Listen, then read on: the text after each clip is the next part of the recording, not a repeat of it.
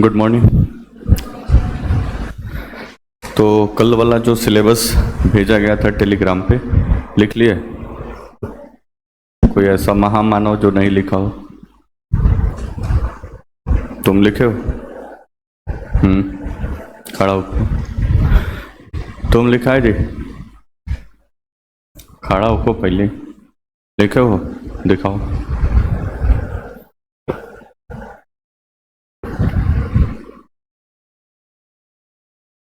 ढक गया है। तुम लिखे हो? ठीक है, बैठो तुम,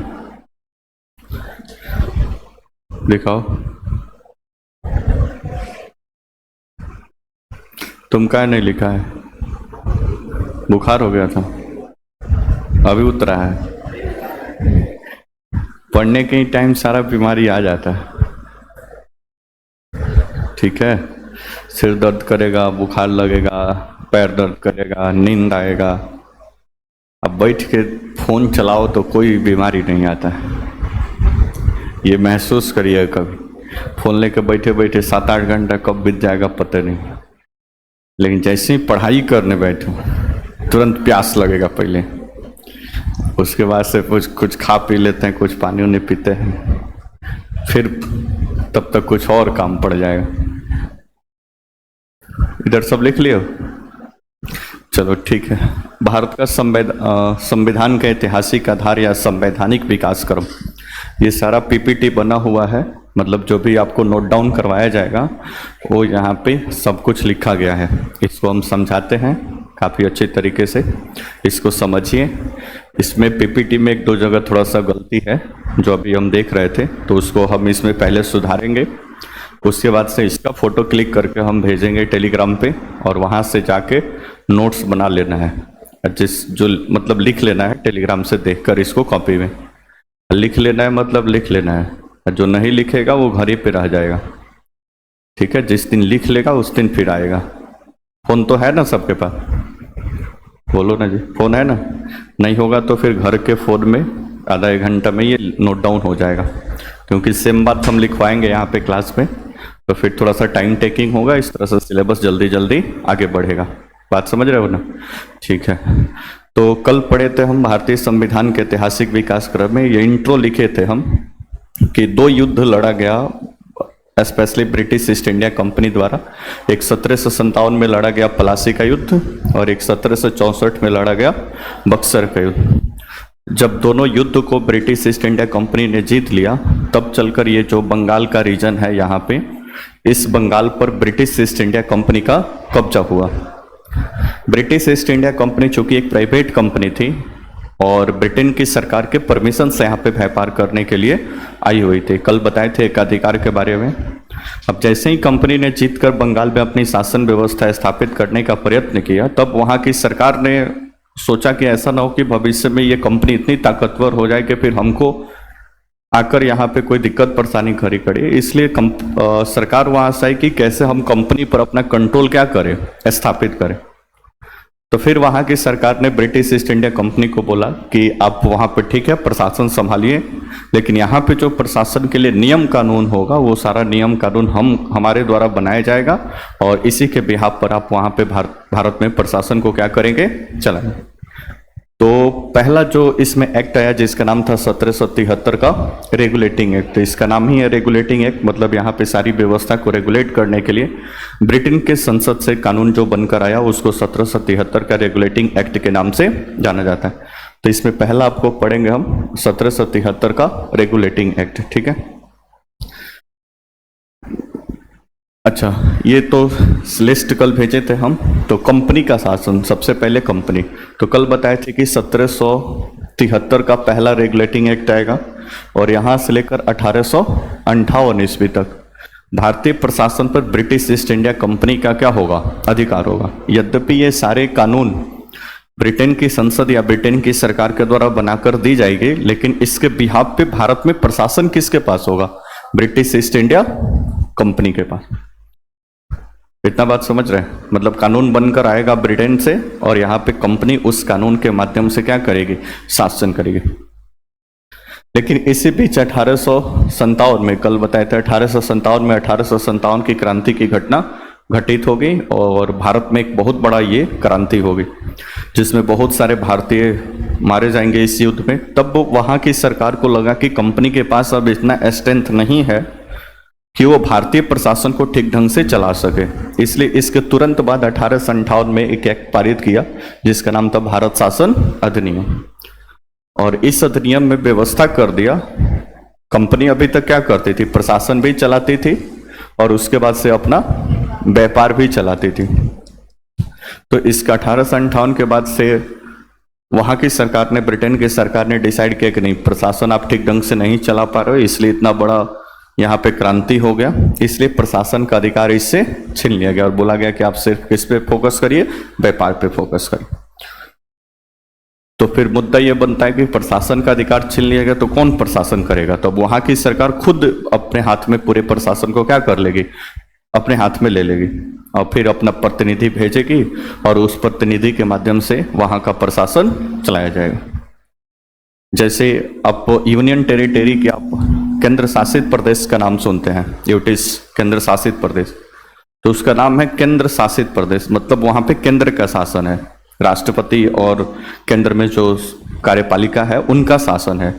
लेकिन यहाँ पे राष्ट्रपति तो नहीं न जाता है वहाँ पे शासन करने के लिए। जैसे मान लो कि अंडमान निकोबार द्वीप समूह है, एक केंद्र शासित प्रदेश है, तो यहाँ पे राष्ट्रपति प्रधानमंत्री थोड़ी ना जाता है काम करने, अपना एक प्रतिनिधि प्रशासक या फिर उप गवर्नर यहाँ पे भेज दिया, उसके माध्यम से यहाँ का पूरा प्रशासन क्या किया जाता है, चलाया जाता है। वैसे ही ब्रिटेन की महारानी ने शासन तो अपने हाथ में ले लिया, लेकिन यहाँ पे वो खुद आएंगे शासन करने के लिए नहीं, अपना एक प्रतिनिधि भेज देंगे और उनके बिहाफ पर वो यहाँ पे क्या करेंगे, काम करेंगे। ठीक है, तो पहले बारी बारी से इस सब के इसको पहले देखेंगे, कंपनी का शासन, कौन सा कानून बना, इसमें क्या क्या फीचर्स दिए गए थे जो आपके एग्जामिनेशन में क्वेश्चन पूछे जाएंगे। और उसके बाद से फिर 1858, 1861, 1892, 1909, 1919, 1935 और फिर 1947 का अधिनियम की बात आई। ठीक है, तो इसमें सबसे पहले आएगा 1773 का रेगुलेटिंग एक्ट। ठीक है, तो इसके पहले तो सारा लिख लिया हो, अब यहाँ से आपको लिखना है, पहला हेडिंग डाल देना है, पहले कंपनी का शासन, ऊपर एक यहाँ पे कंपनी का शासन 1773 से 1858 ईस्वी। ठीक है, और उसके नीचे फिर ये हेडिंग लगा देना है 1773 का रेगुलेटिंग एक्ट। अब इस 1773 के रेगुलेटिंग एक्ट में क्या क्या प्रावधान किया गया था उसके बारे में अब आपको समझना है। तो भारत में कंपनी के कार्यों को नियंत्रित एवं नियमित करने के लिए, कहने का मतलब कि कंपनी यहाँ पे बंगाल पे कब्जा कर ली, लेकिन यहाँ पे प्रशासन कैसे चलाएगी उसको नियंत्रित करने के लिए ब्रिटिश सरकार के द्वारा उठाया गया पहला कदम था, यानी पहला कानून ब्रिटेन के पार्लियामेंट के द्वारा ये बनाया गया था, कंपनी के कार्यों पर अपना नियंत्रण स्थापित करने के लिए। बात समझ में आ रहा है? अर्थात कंपनी के कार्यों पर संसदीय नियंत्रण स्थापित किया गया। संसदीय नियंत्रण मतलब कंपनी अभी तक फ्री होके काम कर रही थी, लेकिन अब वहां की सरकार बोला कि नहीं, हम कानून बना कर देंगे, उसके हिसाब से आपको काम करना है। कल बताए थे कि कानून बनाने का अधिकार किसके पास है, विधायिका के पास है। विधायिका के अंतर्गत कौन कौन आता है, संसद और विधानमंडल। तो वहां की सरकार कानून बना कर देगी, तो वहां की पार्लियामेंट कानून बना कर देगी, इसलिए वहां से बोला जाएगा कि अब ब्रिटिश ईस्ट इंडिया कंपनी के कार्यों पर संसदीय नियंत्रण, मतलब संसद वहां से जो कानून बनाएगी उसी के हिसाब से यहाँ पे कार्य करना। हम ही समझा रहे हैं, हम ही समझ रहे हैं। ठीक है, इसके अब इसकी क्या विशेषताएं थी, तो दो बात यहां से दिमाग में रखना है कि पहला, कंपनी पर नियंत्रित और नियमित नियंत्रण करने के लिए एक्ट लाया गया था। दूसरा एक बात दिमाग में रखना है कि संसदीय नियंत्रण स्थापित करने के लिए पहला कानून था। और क्या क्या इस कानून के माध्यम से किया गया, तो इसके तहत मुंबई, नाम सुने तो बताओ, मुंबई का नाम सुनी हो, बताओ भारत के ईस्ट में है कि वेस्ट में कि नॉर्थ में कि साउथ में, तो फिर कहाँ से नाम सुन ले, सोच के बताओ। मुंबई पूरब में, पश्चिम, उत्तर, दक्षिण भारत के किधर है, उत्तर में। कितने लोगों को पहले नहीं पता है कि मुंबई उत्तर दक्षिण किधर है, हाथ उठा दो पहले, नहीं पता वाले। सबको पता है, आप बताओ आगे। पश्चिम में किसकी राजधानी है? किस स्टेट की राजधानी है?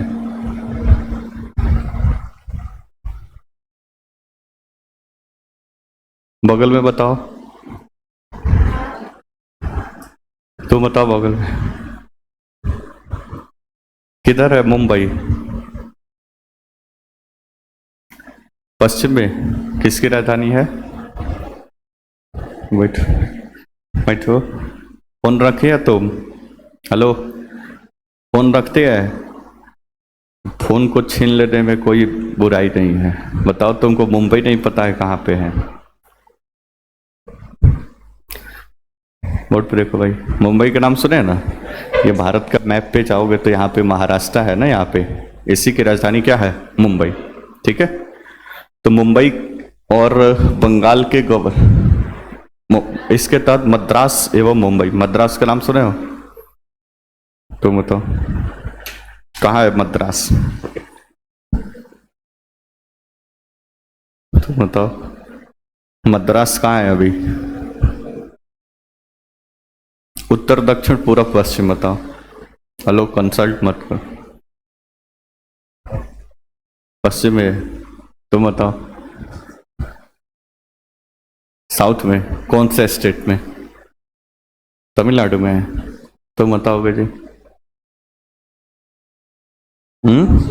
पश्चिम में कौन से राज्य में?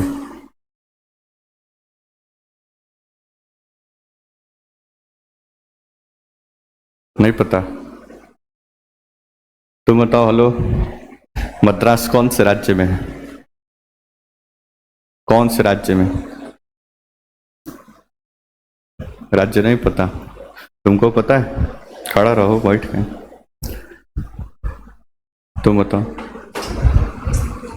तमिलनाडु में है। तुम बताओ। नहीं पता? सोचने वाली बात है भाई। 8 लोगों में से 7 लोगों को नहीं पता। बताओ कैसे बेड़ा पार लगेगा? बैठो। सब फोन रखा होगा, सब इतना बड़ा, दिन भर फोनो भी चलाता होगा। पता नहीं कहाँ चलाता है सब फोन। कैसे कैसे बेड़ा पार लगेगा भाई? मुंबई, मद्रास, कम से कम एगो भारत का मानचित्र तो कम से कम पता रखो। 8वीं क्लास में राज्य राजधानी याद करवाया जाता। एगो भारत का मानचित्र खरीद के पहले घर पे लगाओ। न्यूज वूज नहीं देखते हो? सब इतना सारा न्यूज आता है, खबर चलते रहता है, कभी ये घटना। अभी तो उधर साउथ में चल रहा है, वो हैदराबाद में जंगल कटाई का वो सारा विवाद चल रहा है। उधर ही है, तमिलनाडु में है। मद्रास कहाँ रहता है? सब बोर्ड पे देखो। तो यहाँ पे है मद्रास। ठीक है, बंगाल तो पता ही है, पूरब में है बंगाल, अभी पीछे बनाए थे।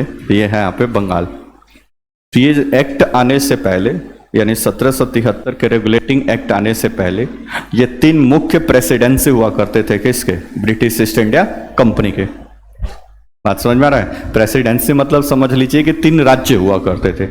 कौन कौन? बंबई, मद्रास और बंगाल। बात समझ में आया? अब ये 3 प्रेसिडेंसी अलग अलग थे।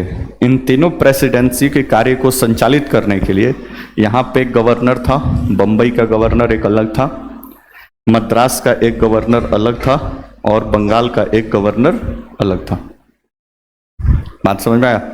जब ये कानून बनाया गया तो बोला गया कि ये दोनों गवर्नर का पद खत्म, मतलब या फिर ये दोनों गवर्नर इनके अधीन आ जाएंगे। अधीन मतलब समझ रहे हो? पहले ये स्वतंत्र रूप से कार्य करते थे, अपने क्षेत्र के सर्वे सर्वा मालिक हुआ करते, लेकिन 1773 के रेगुलेटिंग एक्ट में बोल दिया गया कि जो बंगाल का गवर्नर होगा उसी गवर्नर के अधीन ये दोनों लोग कार्य करेंगे। बात बुझाया? अब इसमें आपसे पूछे कि किस गवर्नर का शक्ति बढ़ा और किस कहां के गवर्नर का शक्ति कम हुआ? दिमाग काम कर रहा है? तुम ही बताओ पीछे। इन तीनों गवर्नर में से किसका पावर बढ़ गया? बंगाल का। क्यों? क्योंकि वो पहले केवल बंगाल में ही डिसीजन ले सकता था और अभी मद्रास और बंबई भी उसके अधीन आ गया। ठीक है बैठ, बात समझ आया? तो इसका पावर क्या हो गया, बढ़ गया, और इन दोनों का पावर कम। अब इसका पावर थोड़ा सा बढ़ा तो इसके नाम में थोड़ा सा परिवर्तन हुआ। बात समझ में आ रहा है? नाम में परिवर्तन हुआ तो इसको पहले सिर्फ गवर्नर बोला जाता था। 1773 के रेगुलेटिंग एक्ट के बाद इसको गवर्नर जनरल बोला गया, गवर्नर जनरल। और बंगाल का पहला गवर्नर जनरल व्यक्ति जो बना उसका नाम था वारेन हेस्टिंग्स, लिखा होगा कोई। तो मद्रास एवं बंबई के गवर्नर को बंगाल के गवर्नर के अधीन कर दिया गया और इसे गवर्नर जनरल नाम दिया गया। तब इसका नाम क्या होगा, गवर्नर जनरल। अभी चूंकि इनका कब्जा पूरे भारत पे नहीं है इसलिए सिर्फ अभी बंगाल के गवर्नर जनरल कहेंगे। आगे जब धीरे धीरे भारत को कैप्चर करने लगेंगे और इनका दायरा बढ़ जाएगा तब 1833 में एक एक्ट पारित होगा जिसमें ये बंगाल के गवर्नर का नाम चेंज कर उसको भारत का गवर्नर जनरल कहा जाने लगे। समझ में आ रहा है? तभी ये बंगाल का गवर्नर जनरल नाम दिया गया। और बंगाल का पहला गवर्नर जनरल कौन हुआ, वारेन हेस्टिंग्स। नाम सुने हैं तो ठीक है, नहीं सुने हैं तो अभी सुन लीजिए कि बंगाल का पहला गवर्नर जनरल कौन था, वारेन हेस्टिंग्स। ठीक है, तो ये पहला बात समझ में आ गया, बोलो ना जी। नेक्स्ट आगे देखिए। अच्छा, ये गवर्नर जनरल अब अकेले काम नहीं करेगा, इसका पावर थोड़ा सा बड़ा है। तो इसके साथ मान लो कि एक गवर्नर जनरल है तो अकेले काम नहीं करेगा, इसके साथ 4 और लोगों को इसका एक मंत्री परिषद टाइप बनाया गया और ये 5 लोग मिलकर यहाँ पे कार्य करते थे। बुझा रहा है कि नहीं? तो कल बताए थे कार्यपालिका, विधायिका, न्यायपालिका। तो विधायिका कानून बनाएगी। तो अभी यानी 1773 के आसपास विधायिका कहाँ पे है, ब्रिटेन की पार्लियामेंट, वहां से कानून बनकर आ रहा है, तभी तो यहाँ पे काम हो रहा है। कार्यपालिका बताए थे कि प्राइम मिनिस्टर, मंत्री परिषद, राष्ट्रपति, ये सब लोग कार्यपालिका है। तो इस समय भारत की कार्यपालिका कौन है, गवर्नर जनरल और उनके कार्यकारिणी परिषद में शामिल लोग। तो एक विधायिका हो गया, एक कार्यपालिका होगा। हम न्यायपालिका ढूंढते हैं कि इस समय फॉर्म में था कि नहीं। तो इस अधिनियम के माध्यम से या इसके अंतर्गत कलकत्ता में, कलकत्ता का है पता है पश्चिम बंगाल की राजधानी है, कलकत्ता में 1773 में एक्ट पारित हुआ। तो 74 में एक उच्चतम न्यायालय की स्थापना की गई। उच्चतम न्यायालय 3 न्यायालय है, कल बताए थे। सबसे टॉप पे है सुप्रीम कोर्ट जिसको उच्चतम न्यायालय बोला जाता है। उसके बाद से है हाई कोर्ट, उसके बाद से है डिस्ट्रिक्ट कोर्ट, नाम सुने होंगे। अभी जो अच्छा वर्तमान में जो उच्चतम न्यायालय है, तो वर्तमान का उच्चतम न्यायालय में पूरे भारत का केस सुना जाता है। जैसे डिस्ट्रिक्ट कोर्ट, आपके ऊपर कोई भी केस फौजदारी होता है तो सबसे पहले कहाँ पे जाते हैं, डिस्ट्रिक्ट कोर्ट में। यहाँ जजमेंट होता है, उससे सेटिस्फाइड नहीं होते हैं तो इसको चैलेंज करते हैं कहाँ पे, हाई कोर्ट में। हाई कोर्ट जजमेंट देता है, सेटिस्फाइड नहीं होता, फिर इसको चैलेंज करते हैं कहाँ पे, सुप्रीम कोर्ट में। तो सुप्रीम कोर्ट पूरे भारत में जितने सारे वाद विवाद है वो सब मामला वहां पे जाता है। लेकिन इस समय 1774 में जो कलकत्ता में सुप्रीम कोर्ट या उच्चतम न्यायालय बना था, इसका जुरिडिक्शन एरिया, न्याय क्षेत्र, जुरिडिक्शन एरिया समझते हैं, जैसे गोपालगंज डिस्ट्रिक्ट का डिस्ट्रिक्ट कोर्ट है तो इसका जुरिडिक्शन एरिया क्या है, गोपालगंज है। बात समझ रहे हैं, न्यायिक क्षेत्र। पटना हाई कोर्ट है तो ये पटना हाई कोर्ट बिहार के लिए बिहार का जुरिडिक्शन एरिया है। लेकिन सुप्रीम कोर्ट का कोई तो पूरे भारत में कहीं का भी केस पे क्या कर देगा, सुनवाई कर देगा।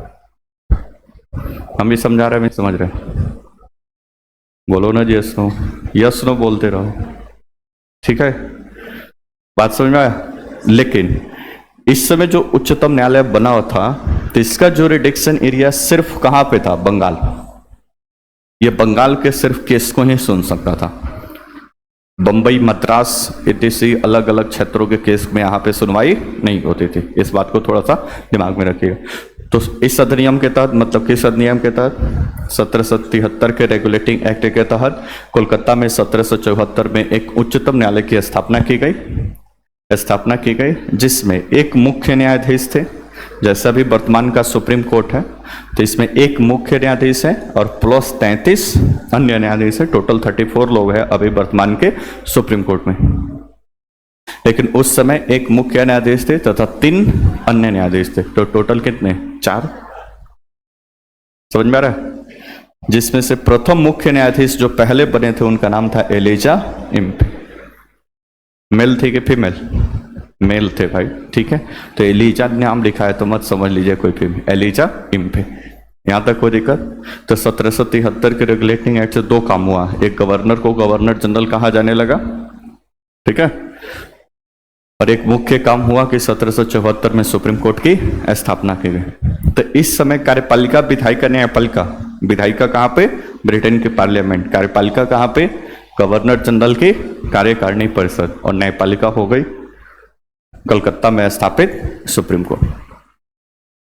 यहां तक कोई दिक्कत पड़ता नहीं। आगे चलकर हम पढ़ेंगे 1861 का एक्ट। तो बाकी तीनों प्रेसिडेंसी में एक एक हाई कोर्ट की स्थापना की जाएगी, बंबई, मद्रास और कलकत्ता, ठीक है। अभी आगे आएगा। और ये भारत के संघीय न्यायालय यानी वर्तमान के सुप्रीम कोर्ट में परिवर्तित हो जाएगा, जो आगे चलकर बाद में दिल्ली में ट्रांसफर होगा और फिर देश आजाद होगा तो फिर वो भारत का सर्वोच्च न्यायालय बनेगा, वो दूसरी कहानी है, ठीक है। नेक्स्ट, इसके तहत कंपनी के कर्मचारियों को, कौन से कंपनी का? ब्रिटिश ईस्ट इंडिया कंपनी, उसमें लोग काम कर रहे होंगे, कर्मचारी तो होंगे ना। कुछ कर्मचारी भारत के होंगे, कुछ कर्मचारी ब्रिटेन से ही उठाकर लाया होगा सब। निजी व्यापार करने और भारतीय लोगों से उपहार एवं रिश्वत लेने पर प्रतिबंध लगा दिया गया। मतलब जो भी जो भी कर्मचारी थे कंपनी के, वो सिर्फ कंपनी के लिए काम करेंगे, अपना कोई प्राइवेट काम या निजी काम या निजी व्यापार नहीं कर सकते। किसी भारतीय से कोई उपहार या फिर रिश्वत लेने पे सब पे प्रतिबंध लगा दिया गया। किस एक्ट के माध्यम से? 1773 के रेगुलेटिंग एक्ट के बाद। यहां तक कोई दिक्कत? नेक्स्ट, इसके द्वारा केंद्रीय प्रशासन की नींव रखी गई। केंद्रीय प्रशासन और विकेंद्रीय प्रशासन दो प्रकार का होता है, एक सेंट्रलाइज और एक डिसेंट्रलाइज, ठीक है। केंद्रीय शासन का मतलब, जैसे अभी मान लो कि डिसेंट्रलाइज है, ऊपर दिल्ली में एक सरकार बैठी हुई है, मोदी जी और उनकी कैबिनेट, बोलो ना, जैसे सभी राज्यों के पास भी अपना अपना क्या है, चीफ मिनिस्टर है। तो इसको क्या बोलते हैं? डिसेंट्रलाइज। कुछ पावर केंद्र सरकार के पास है, कुछ पावर राज्य सरकार के पास है और कुछ पावर पंचायत के पास है। पंचायत का नाम सुने? तो तीनों अलग अलग बटा हुआ है, तो सत्ता का केंद्र एक जगह नहीं है, अलग अलग क्षेत्रों में बिखरा है, तो इसको बोलते हैं विकेंद्रित। और अभी मोदी जी वो कानून बना दे कि पंचायत वाला कोई अपना डिसीजन नहीं लेगा, राज्य वाला भी कोई नहीं लेगा, सब डिसीजन मोदी जी बैठ के खुद दिल्ली से लेंगे, तो इसको क्या बोलेंगे? केंद्रीकृत। मतलब पूरा सत्ता किसी एक जगह पे क्या हो गया, एकत्रित हो गया। तो वैसे ही ये गवर्नर जनरल पहले स्वतंत्र हुआ करते थे, इन दोनों के पावर को छीनकर बंगाल के हाथ में दे दिया गया। तो सत्ता का केंद्रीयकरण हुआ कि विकेंद्रीकरण हुआ? केंद्रीकरण हुआ ना, बोलो ना जी, बात समझ में आया? तो ये चार बातें हैं 1773 के रेगुलेटिंग एक्ट में, दिमाग में रखना है, कोई दिक्कत? 1773 के रेगुलेटिंग एक्ट के बाद अगला जो एक्ट आएगा उसका नाम है 1784 का पिट्स इंडिया एक्ट। 74 नहीं है, 84 है, ठीक है। तो 73 के बाद से अगला कानून आएगा 1784 का पिट्स इंडिया एक्ट। इसमें कुछ विशेष नहीं था, एक बात बस इसमें दिमाग में रखिए। रेगुलेटिंग एक्ट 1773 की कमियों को दूर करने के लिए ब्रिटिश संसद ने 1781 में एक और एक्ट लाया था जिसका नाम था एक्ट ऑफ सेटलमेंट एक्ट, पारित किया। इसके बाद पिट्स इंडिया एक्ट 1784 अस्तित्व में आया। एक बार बीपीएससी में क्वेश्चन पूछा था कि 1781 में कौन सा एक ब्रिटिश ने कानून बनाया था, regulating act, Pitt's India act, settlement act, ऐसे करके ऑप्शन दे दिया था।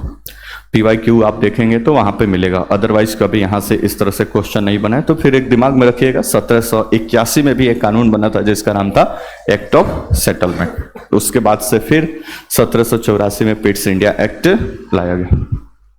कोई दिक्कत? पिट्स इंडिया एक्ट की क्या विशेषताएं थी? तो इसके द्वारा कंपनी के प्रशासन और व्यापारिक मामलों को अलग अलग कर दिया गया।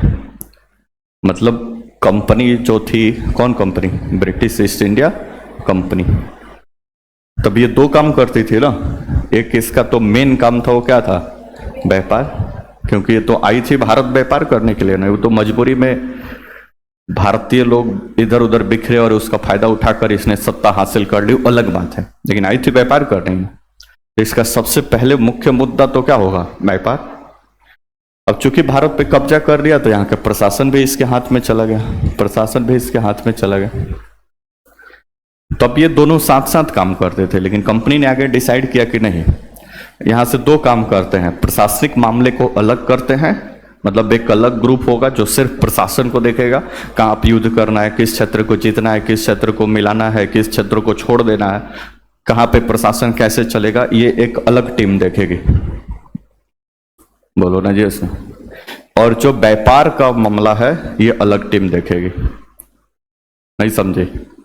मान लीजिए कि LCS कोचिंग चल रहा है तो इसमें एक अलग टीम बना दिया जाए जो सिर्फ प्रचार प्रसार पे काम करेगी। कहाँ कहाँ लड़का सब पास हुआ उसका पोस्टर फोटो उठा उठा के चिपका चिपका के सब पोस्टर पे लगाएगी और पूरा टाउन में केवल प्रचार प्रसार करेगी। एगो टीम होगी जो केवल पढ़ाने पे फोकस करेगी। तो इसका भी काम क्या हो गया? अलग। बात समझ में आया? तो वैसे ही ये 1784 के पिट्स इंडिया एक्ट के माध्यम से बस इतना दिमाग में रखना है कि कंपनी के व्यापारिक मामला और कंपनी का प्रशासनिक मामला दोनों को क्या कर दिया गया? अलग अलग कर दिया। कोई दिक्कत? एक बना बोर्ड ऑफ कंट्रोलर जिसका काम था कि ये सिर्फ राजनीतिक मामलों को या प्रशासनिक मामलों को देखरेख करेंगे। एक दूसरा बना बोर्ड ऑफ डायरेक्टर्स जिसका काम था कि ये सिर्फ व्यापारिक मामलों को देखरेख करेगा। बात समझ में आ गया? बोलो ना जी। अच्छा, दिमाग लगा के बताओ कि ये कब समाप्त हो जाएगा? जो अलग अलग किया गया था, दिमाग लगाना और अपना आंसर अपने पास सोच के रखना है। ऑप्शन यहाँ पे लिख रहा है, ये कब फिर से खत्म हो गया होगा? नहीं पढ़े हो फिर भी दिमाग लगाओ। एक है ऑप्शन 1813, 1833, 1858, 1861। दिमाग लगाओ। ये व्यापारिक और जो राजनीतिक मामले थे ये कब समाप्त कर दिए गए होंगे? कितने लोग सोच पा रहे हैं?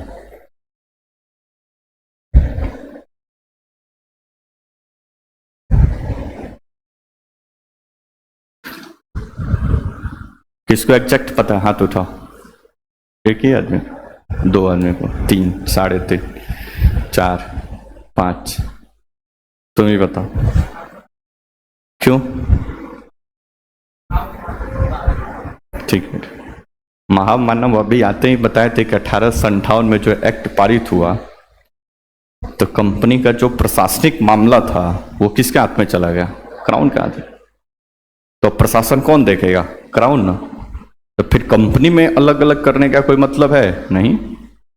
तो इस व्यवस्था को कब खत्म किया जाएगा?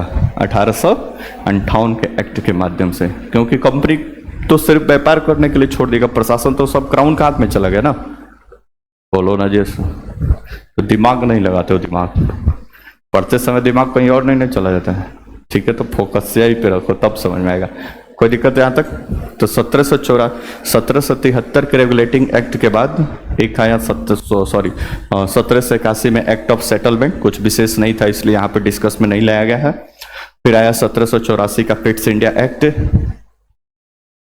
पिट्स इंडिया एक्ट जिसमें सिर्फ एक बात दिमाग में रखना है कि व्यापारिक और राजनीतिक मामले अलग अलग कर दिए गए। यहाँ तक कोई दिक्कत परेशानी? नेक्स्ट, अब इसके बाद से जो अधिनियम आएगा ये 1813 का है।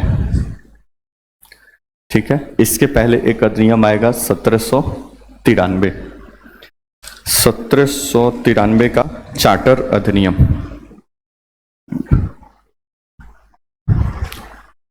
चार्टर अधिनियम। अब ये चार्टर अधिनियम क्या होता है भाई? अभी तो regulating act Pitt's India act आया, अब चार्टर एक्ट 20-20 साल के गैप पर आएगा। 1793 में आया है तो नेक्स्ट कब आएगा? 20 साल कब होगा? 1813। फिर 20 साल कब होगा?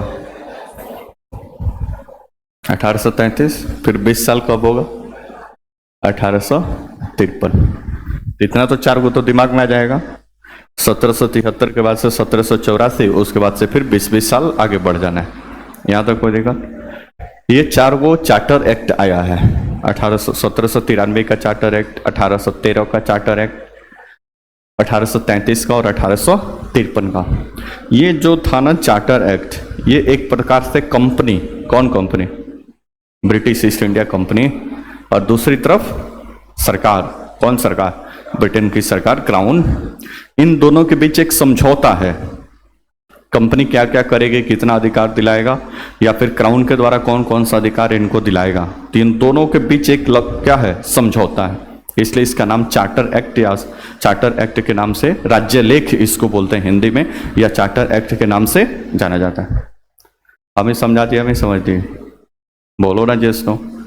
तो 1793, 1813, 1833 और 1853, 4 को चार्टर एक्ट आपको दिमाग में रखना है। अब इस एक्ट के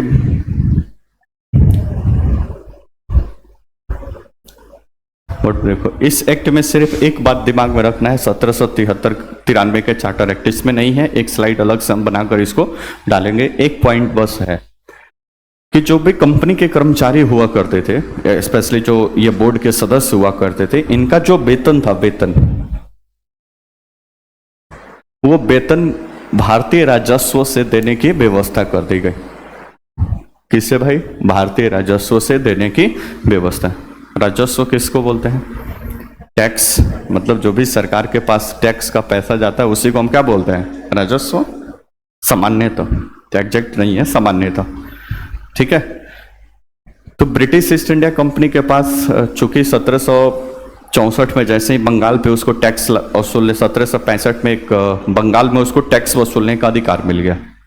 तभी तक क्या होता था, इनका जो भी वेतन वगैरह दिलाता था ना, ये कंपनी के प्रॉफिट से दिलाता था। कंपनी यहाँ से सामान खरीदती थी, ले जाकर ब्रिटेन में बेचती थी, बीच में जो मुनाफा होता था उसी से इनका वेतन पे होता था। यहाँ तक कोई दिक्कत? अब व्यवस्था कर दिया कि नहीं, भारत से जो टैक्स का कलेक्शन होगा उसी टैक्स के पैसे से इनका वेतन क्या हो जाएगा? दिला जाएगा। जैसे मोदी जी अभी केंद्र सरकार टैक्स लगाती है, बोलो ना जी, जीएसटी लगाती है, फला फला अलग अलग प्रकार का टैक्स है, तो सरकार का राजस्व है, उसी राजस्व से अपने सरकारी कर्मचारियों को पैसा देते हैं, वेतन देते हैं। बात समझ में आए? तो 1793 के चार्टर एक्ट में बस एक दिमाग में रखना है कि सरकारी कर्मचारी जितने सारे हैं, इनकी इनका जो वेतन था वो भारतीय राजस्व से, यानी भारत से जो टैक्स का कलेक्शन होगा उसी से देने की व्यवस्था कर दी गई। यहाँ तो कोई दिक्कत? बाकी 1793 में और कुछ नहीं है, और बस इतना ही है। तो 1773, 1781, 1784 और 1893। 1784 में सिर्फ एक ही बात दिमाग में रखना है कि बोर्ड ऑफ कंट्रोलर और बोर्ड ऑफ डायरेक्टर्स बनाए गए, जिसको 1858 में खत्म किया जाएगा। 1793 में बस एक ही बात दिमाग में रखना है, क्या? कि जो वेतन वगैरह है वो भारतीय राजस्व से देने की व्यवस्था कर दी। यहाँ तो कोई दिक्कत? नेक्स्ट, अब आएगा 1813 का चार्टर एक्ट, ठीक है? समझ में आ रहा है? जो पहली दफा पढ़ रहे होगा उसको थोड़ा सा अटपटा लग रहा होगा, भाई कहाँ से आ गया, मतलब जो साइंस पढ़ा होगा इंटर से, तभी तक तो फिजिक्स, केमिस्ट्री, मैथ पढ़ा होगा, इन अचानक ये चार्टर एक्ट मिलेगा तो थोड़ा सा दिमाग मगावत कर देगा, भाई हम नहीं समझेंगे। 2 साल समझाए हो कुछ और अचानक ला दिए हो पॉलिटी पे, तो कैसे समझेगा? बोलो ना जैसे। तो नेक्स्ट अब कौन आएगा? 1813 का चार्टर है। क्या है व्यवस्था भाई? देखिए, इसके तहत कंपनी के व्यापारिक एकाधिकार को छीन लिया गया। व्यापारिक एकाधिकार 1600 ईस्वी में जब कंपनी बनी थी, कौन company? British east India company, कल बताए थे इसको। तो शुरुआत में इनको 15 वर्ष तक व्यापार का एकाधिकार मिला था। एकाधिकार कल बताए थे ना, व्यापार का एकाधिकार मिला था। इसका मतलब कि जब तक इनको एकाधिकार प्राप्त रहेगा तब तक ईस्ट में, ब्रिटेन है यहाँ पे, भारत इधर है, तो ईस्ट में कोई भी व्यापार करने के लिए नहीं आएगा। कहाँ की कंपनी? ब्रिटेन की कंपनी। बाकी दूसरी जगह से तो आ सकते थे। अब ये समय समय पर एकाधिकार बढ़ता रहा, 15 वर्ष, 20 वर्ष, 100 वर्ष, ऐसे करके कंपनी पैसा देती थी वहां की सरकार को और अपना एकाधिकार बढ़ा लेती, क्योंकि उसको भी लगता था कि भाई दूसरी कंपनी आएगी, फिर यहाँ पे कंपटीशन होगा, फिर लफड़ा फसाद होगा, इसलिए अकेले ही व्यापार करते हैं। 1813 में इस एकाधिकार को समाप्त कर दिया गया। इसका क्या मतलब है? कि ब्रिटेन की दूसरी कंपनियां व्यापार करने के लिए आएगी, बोलो ना जैसे। तो अभी तक 1813 तक सिर्फ ब्रिटेन की company British east India company Bharat से व्यापार करती थी। अब 1813 के बाद ब्रिटेन की दूसरी कंपनी भी भारत में व्यापार करने के लिए पहुंचेगी। तो अभी तक ये वो सिर्फ लूट रहा था, अब लूटने के लिए 2 4 5 10 20 कंपनी और पहुंचेगी। बोलो ना जैस नो बोलो, यहां तक कोई दिक्कत? लेकिन इसमें लेकिन है, लेकिन क्या है? क्योंकि यहां पे लिखा है ना परंतु, लेकिन परंतु सब तो ठीक है, लेकिन क्या है समझिए, इसके तहत कंपनी के व्यापारिक एकाधिकार को छीन लिया गया। मतलब दूसरी कंपनी आ सकती थी, परंतु उसे चीन के साथ व्यापार एवं पूर्वी देशों के साथ चाय के व्यापार पर अगले 20 वर्षों तक एकाधिकार प्राप्त रहा। बोर्ड पे समझिए, व्यापार तो ये बहुत सारे कपड़ा भी खरीदती थी, नील भी खरीदती थी, बहुत सारी चीजों का व्यापार करती थी। तो सब खत्म कर दिया गया। 2 बात अपवाद में रखा गया। पहला कि चीन के साथ जो भी व्यापार होगा वो सिर्फ और सिर्फ अभी कौन करेगा? ब्रिटिश ईस्ट इंडिया कंपनी करेगी। दूसरी कोई कंपनी ब्रिटेन की चीन के साथ व्यापार नहीं करेगी। कहने का मतलब कि चीन के व्यापार पर अभी भी इसका क्या है? एकाधिकार है। नहीं बुझाया? मतलब एकाधिकार खत्म किया गया, लेकिन पूरा कंप्लीट तौर पे नहीं। इसमें 2 अपवाद रखे गए। एक कि चाइना के साथ, क्योंकि चाइना भी पूरब में ही है ना, ब्रिटिश ईस्ट इंडिया कंपनी से कंपेयर ब्रिटेन के पूरब में है, तो पूरब के व्यापार के साथ इसको एकाधिकार मिला था। अब एकाधिकार मिला था तो एकाधिकार खत्म हो रहा था, तो खत्म हुआ तो 2 चीज अपवाद में रखा गया कि चाइना के साथ जिस सारा व्यापार होगा सिर्फ और सिर्फ ब्रिटिश ईस्ट इंडिया कंपनी करेगी। दूसरा अपवाद क्या रखा गया कि जो भी कंपनी आएगी पूर्वी देशों के साथ जितना सारा चाय का व्यापार होगा उस पर भी इसका एकाधिकार प्राप्त रहा। तो जो भी कंपनी उधर से आएगी, पहला चीन के साथ कोई व्यापार नहीं कर सकती है, दूसरा चाय का कोई व्यापार इधर पूर्वी देशों में किसी से भी चाय का कोई व्यापार नहीं कर सकती। चाय के व्यापार पर पूरा एकाधिकार रहा किसका? British east India company. कब तक? अगले 20 वर्षों तक। तो अगला 20 वर्ष के बाद नेक्स्ट एक्ट कौन आएगा? 1833 का चार्टर एक्ट। और 1833 के चार्टर एक्ट में इसके व्यापारिक एकाधिकार को पूर्णतः समाप्त कर दिया गया। मतलब ये चीन और चाय के साथ जो एक्स्ट्रा बेनिफिट मिला था उसको भी पूरी तरह से खत्म कर दिया गया। कोई दिक्कत परेशानी? ये बात समझ में आया? अब इसका घुमाओ प्रीवियस ईयर क्वेश्चन से देखने को मिलेगा। प्रीवियस ईयर क्वेश्चन निकालोगे तो आंशिक रूप से बैन किया गया, पूर्ण रूप से कब खत्म किया गया, सब पे अलग अलग आपको क्या मिलेगा? क्वेश्चन मिलेगा। घटना चक्र या लूसेंट जो भी आप PYQ लगाओगे। कोई दिक्कत परेशानी यहाँ तक? तो इसका पहला पॉइंट है कि कंपनी के व्यापारिक एकाधिकार को छीन लिया गया, परंतु चाइना के साथ और पूर्वी देशों के साथ चाय के व्यापार पर इसका एकाधिकार अगले 20 वर्षों तक कंटिन्यू रहा। अगले 20वां वर्ष में 1833 में एक्ट पारित होगा जहां से इसको पूरी तरह से खत्म कर दिया जाएगा। उसके बाद से जो मर्जी आए और जहां मर्जी जिस चीज का व्यापार करने, कोई दिक्कत परेशानी नहीं है। ठीक है, कोई दिक्कत यहाँ तक? कोई दिक्कत नहीं। नेक्स्ट, अर्थात कुछ सीमाओं के अधीन, कुछ लिमिटेशंस के अधीन सभी ब्रिटिश नागरिकों के लिए भारत के साथ व्यापार का रास्ता खोल दिया गया। मतलब कुछ लिमिटेशंस था कि चाइना के साथ व्यापार नहीं करना है और चाय के व्यापार नहीं करना है, बाकी सब तो ओपन कर दिया गया ना। तो कोई भी ब्रिटिश नागरिक, ब्रिटिश कंपनी यहाँ पे आकर अपना व्यापार कर सकते। भारत में ईसाई मिशनरियों का आगमन हुआ। अब कुछ ईसाई मिशनरियां एक्ट वगैरह कुछ ऐसा बनाया गया कि मिशनरियां, मतलब इसमें समझते हो ना, ईसाई धर्म के प्रचार प्रसार करने के लिए कुछ लोग यहाँ पे पहुंचे और बड़े पैमाने पर ईसाई धर्म का भी प्रचार प्रसार यहाँ से शुरू हुआ। भारतीय शिक्षा पे खर्च करने के लिए सालाना 1 लाख रुपया आवंटित किया गया। मतलब भारत में शिक्षा और इस चीज के विकास के लिए कंपनी ने निर्धारित किया कि प्रत्येक वर्ष हम 1 लाख रुपया क्या करेंगे? खर्च करेंगे। कोई दिक्कत? कौन company? British east India company का कहीं ऐसा उद्देश्य नहीं था कि कंपनी चाहती थी कि भारत के लोग पढ़ लिख के होशियार बने। बोलो ना जी ऐसा। बस ये पैसा इसलिए खर्च किया जा रहा था कि कंपनी तो धीरे धीरे एक्सपेंस कर रही थी भारत में। अब भारत में एक्सपेंस कर रही थी तो उसमें कितना लोग को कर्मचारी वगैरह कहाँ से, मतलब उसमें तो बहुत सारे वर्कर चाहिए ना, कर्मचारी अधिकारी सब काम करने के लिए, प्रशासन में, पुलिस में, सभी जगह पे चाहिए। अब सभी जगह चाहिए तो कितने लोगों को ब्रिटेन से उठा उठा कर लाएगी? पॉसिबल है नहीं। तो कुछ भारतीय लोगों को ही भर्ती करना पड़ेगा। अब भारतीय लोगों को भर्ती करना पड़ेगा तो भारतीय लोगों को पहले उस लेवल पे बनाना पड़ेगा ना, कि 20, 50, 100, 2000 लोगों की जरूरत हो तो भारतीय लोगों को ले लिया जाए। इसलिए इन्होंने भारतीय शिक्षा पे इन्वेस्टमेंट यहाँ से शुरू किया कि यहीं से कुछ लोगों को पढ़ाएंगे लिखाएंगे और बढ़िया से उसको फिर आगे चलकर उसको कंपनी में क्या कर लेंगे, शामिल कर।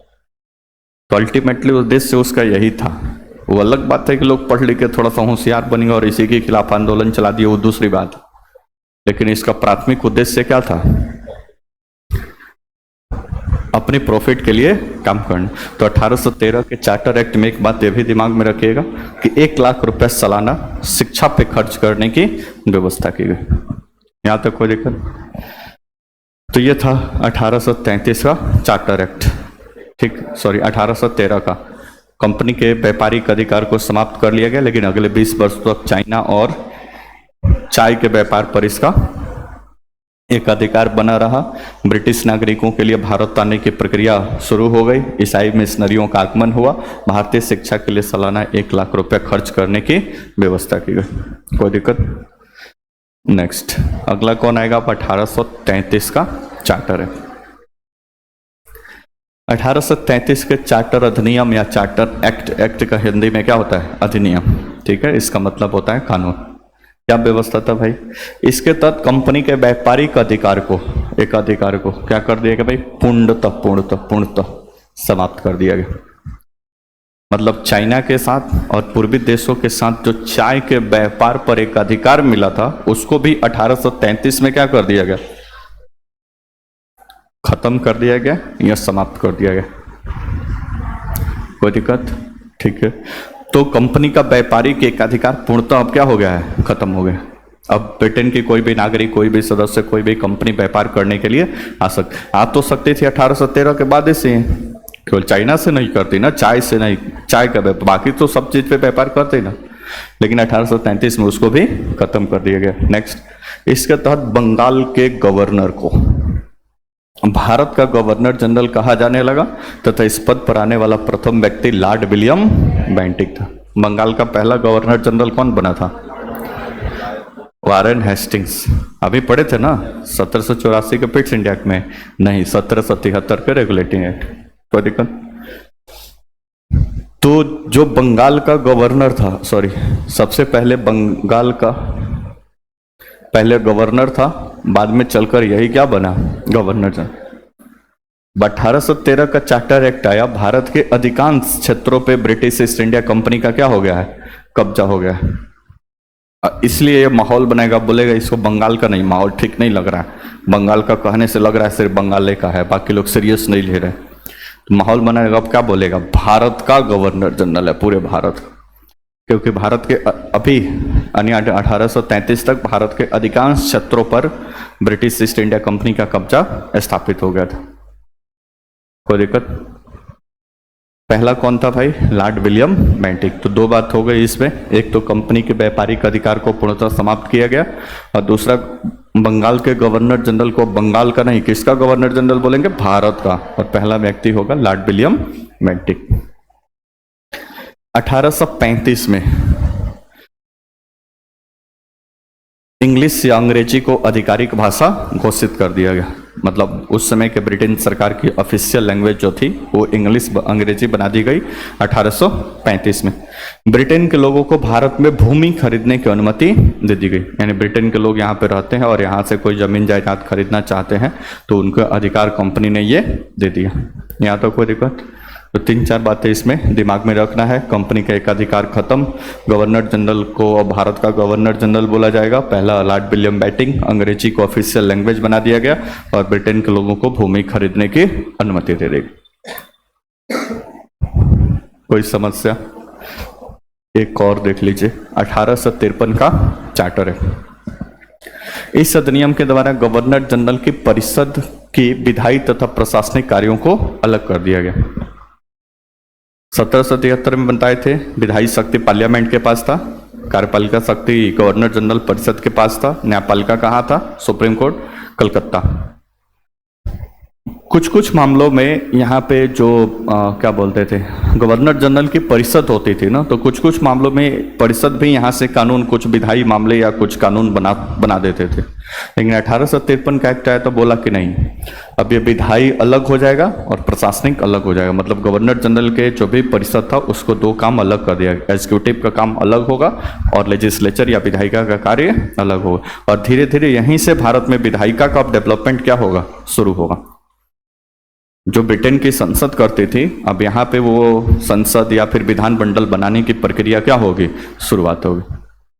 कानून बनेगा वहीं से, लेकिन यहाँ पे कुछ कानून बनाना होगा छोटे मोटे, या कुछ परिवर्तन करना होगा, तो फिर यहाँ की जो विधानमंडल है उस पर अपना कार्य करेगी। इस अधिनियम के द्वारा लोक सेवाओं में नामजद के सिद्धांत को समाप्त कर दिया तथा महत्वपूर्ण पदों पर प्रतियोगिता परीक्षाओं की क्या हुई, आरंभ। इसके पहले क्या होता था, इस एक्ट के पहले, कि गवर्नर जनरल का कोई अपना रिलेटिव है तो किसी भी पोस्ट पे उसकी नियुक्ति हो जाती थी। वो अपने कलीग को जिसको मर्जी करे वो उसको कोई और पद पे, किसी को कोई और पद पे, ऐसी व्यवस्था कर दिया गया। लेकिन 1853 के एक्ट में ये व्यवस्था कर दिया कि नहीं, अब ऐसा ना होगा, मतलब अपने मर्जी से नहीं होगा। इसके लिए पूरा एक कंपटीशन एग्जाम होगा और जो पास करेगा योग्यता के बल पे उसको अब कंपनी की नौकरी में लिया जाएगा। तो इसी को नाम दिया गया, नामजदगी के सिद्धांत को समाप्त कर प्रतियोगिता परीक्षाओं का आरंभ किया गया। तो यहीं से आपका सरकारी कंपटीशन की दुनिया की क्या हुआ, शुरुआत हुआ। कोई दिक्कत परेशानी आता, तो ये था 1853 का चार्टर एक्ट। अब इसके बाद से है ताज का शासन 1857, लेकिन ज़्यादा हो जाएगा तो फिर आपके दिमाग में घर पे जाके वो ओवर कर जाएगा। इतना पहले पढ़ के समझ के लिख के, पहले लिख के उसके बाद से पढ़ के उसके बाद से समझ के, और अगर घटना चक्र वगैरह हो तो इसका क्वेश्चन वोश्चन थोड़ा सा 2 4 5 देख लेना। उसके बाद से कल पढ़ाइए, फिर आगे चर्चा जारी रहेगा। 1857 की क्रांति को थोड़ा सा ब्रीफ करेंगे, उसके बाद से फिर 1858 का एक्ट खत्म हो जाएगा तो खत्म हो जाएगा, और नहीं तो फिर अधिकांश चीज़ें कल कवर हो जाएगी। कोई समस्या किसी को? ठीक है, फिर आगे ये चर्चा जारी रहेगा। फोन है ना सबके पास? नहीं हो तो अभी बता दो, फिर उसको कोई और अल्टरनेट व्यवस्था सोचा जाएगा। ऐसा नहीं कि आज दे दिए और कल लिख के ही नहीं आओ। सबके पास फोन है ना? टेलीग्राम पे सब कोई है ना? बोलो ना जी, नो। ठीक है, फिर तो इसमें थोड़ा सा जो जहाँ जहाँ पे करेक्शन हुआ है उसको करके फिर 10 बजे के आसपास इसका फोटो क्लिक होगा और 11-12 बजे तक आपके टेलीग्राम चैनल पे पहुंचेगा, और फिर 2-3 बजे तक इसको लिख लीजिएगा, तभी ना शाम को रिवीजन करोगे, फिर सुबह पढ़ के आओगे। तो कुछ पूछेंगे तो बता दोगे, बोलो ना जैसा, बहुत ज़्यादा सोच लिएगा। ठीक है, फिर आओ, कल आगे चर्चा जारी रहे।